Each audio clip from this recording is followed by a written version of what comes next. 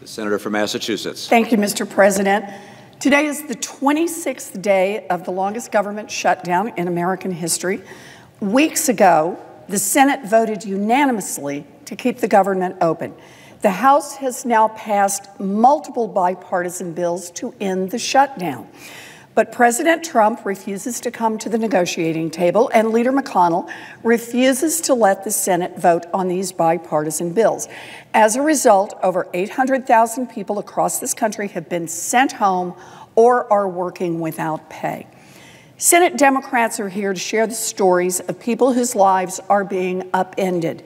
And I want to thank Senator Murray for organizing these speeches and Leader Schumer for leading our efforts to reopen the government.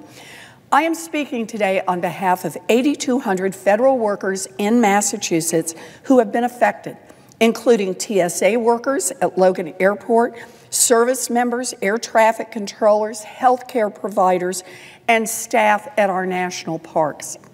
One of my constituents, Janelle, works at Native American Lifelines of Boston, an urban Indian health program. This program does crucial work helping to meet the health, dental, and behavioral health needs for Native people in Boston metropolitan area. It's a contract site with the Indian Health Service, an agency whose funding has been cut off by the shutdown. Now, Janelle loves her job, and she cares deeply about the people she serves. She doesn't want them to go hungry. She doesn't want them to miss their appointments. She doesn't want them to be unable to fill their prescriptions. But she worries about what will happen if the government doesn't open up soon. A prolonged shutdown would be a major hardship for Janelle, but it could mean a health emergency, even life or death, for her clients. Another constituent, Don, is helping Coast Guard families in Massachusetts make ends meet. His organization, the Massachusetts Military Support Foundation, has distributed over 5,200 pounds of food since the start of the shutdown. He knows that if the shutdown continues, he'll have to start draining his organization's budget, and that could mean he won't be able to help military families afford school supplies come next September. Janelle and Don's stories are just two examples of how President Trump is holding Massachusetts families hostage while he demands a border wall.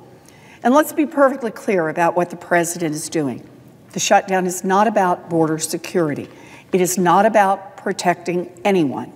It doesn't make us any safer that President Trump has padlocked the doors at the Department of Homeland Security, or that he's asking our Coast Guard, our FBI agents, our airport security, even our Border Patrol to work without pay.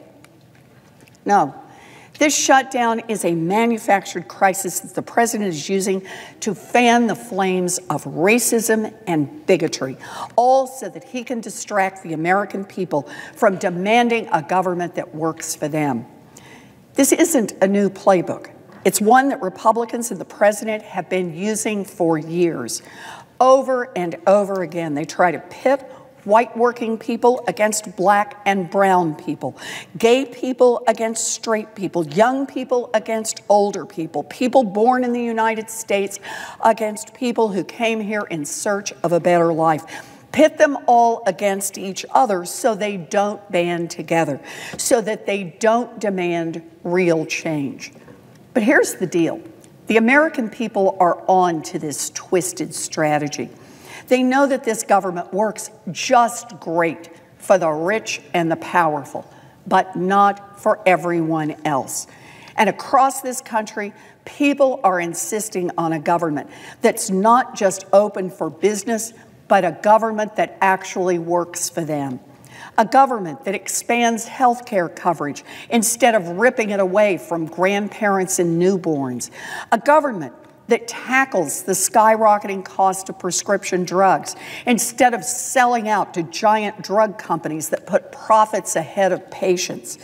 A government that ends the stranglehold that money has on Washington instead of stacking the government with public officials who are more interested in lining their own pockets than serving the public. I could go on and on in this list.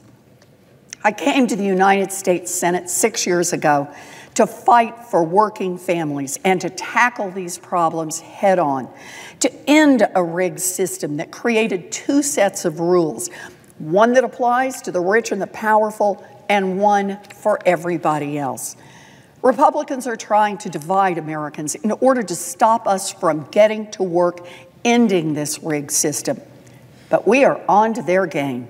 The president and Republicans must end this shutdown now so that hundreds of thousands of federal workers can get their paychecks and get back to work. If they don't, hardworking people like Janelle and Don and thousands more across Massachusetts will continue paying the price. Thank you, Mr. President. I yield the floor.